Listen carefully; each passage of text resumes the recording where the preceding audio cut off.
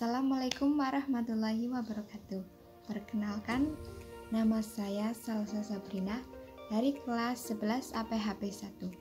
Di sini saya akan menerangkan sedikit materi tentang donor darah sukarela atau DDS. Darah.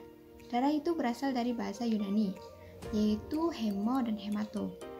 Golongan darah adalah sistem peredaran darah berdasarkan antigen yang melekat pada peredaran darah manusia.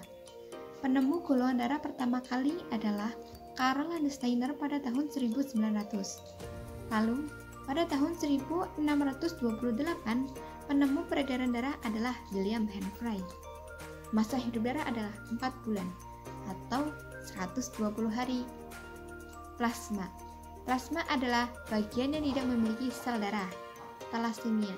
Thalassemia merupakan kelainan pada darah yang diakibatkan karena faktor genetika, sehingga protein yang berada di sel darah merah atau hemoglobin tidak berfungsi secara normal.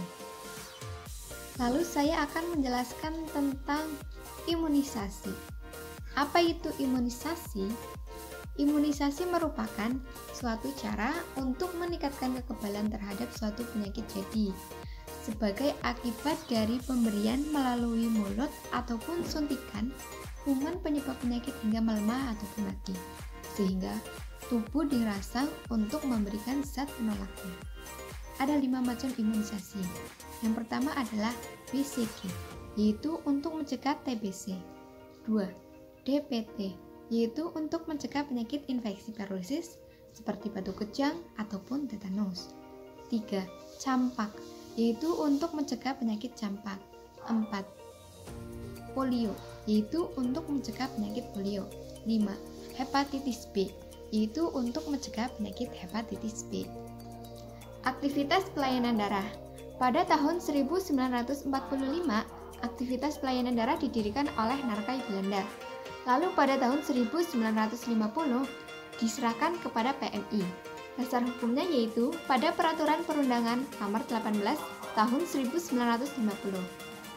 Pasal 6 ayat 1 bahwa pengelolaan dan pelaksanaan usaha transfusi darah ditugaskan kepada PMI atau instansi lain yang dipilih oleh para menteri. Ada 2 macam donor darah. Yang pertama adalah donor darah sukarela atau DDS. Adalah menyumbangkan darahnya kepada seseorang yang membutuhkan dan penolong tidak tahu kepada siapa darahnya tersebut diberikan. Yang kedua adalah donor darah pengganti atau DDP. Adalah orang yang dimintai tolong untuk menyumbangkan darahnya kepada seseorang dan penolong tahu kepada siapa darahnya tersebut disumbangkan. Lalu, apa sajakah syarat-syarat donor darah? Syarat-syarat donor darah. Yang pertama adalah untuk laki-laki dan perempuan berusia 18-60 tahun. 2. Berat badan minimal 45 kg. 3. Sehat jasmani dan rohani. 4. Kadar hemoglobin untuk laki-laki yaitu 12,5 dan untuk perempuan yaitu 12. 5. Suhu badan yaitu 36,5 sampai 37 derajat Celcius. 6. Denyut nadi yaitu 50 sampai 100 kali per menit. 7. Kadar sistol darah yaitu 100 sampai 180 dan kadar diastol darah yaitu 60 sampai 100. 8. Tidak menderita penyakit HIV, jantung, hati, paru-paru, dan penyakit lainnya. 9. Bagi wanita yang sedang hamil, haid, atau menyusui, tidak diperkenankan untuk mendonorkan darahnya. Lalu, apa sajakah manfaat darah? Ada 3 manfaat darah. Yang pertama adalah mengangkut oksigen dari paru-paru ke sel-sel tubuh. 2.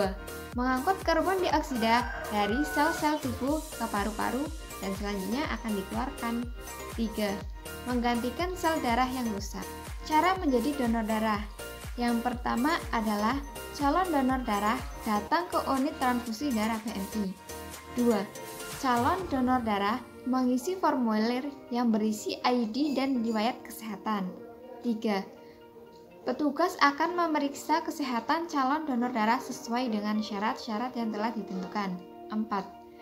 Asisten kesehatan yang terampil dan berpengalaman akan mengambil darah dari calon pendonor darah sehingga pengambilan dilakukan secara cepat, yaitu kurang lebih 10 menit.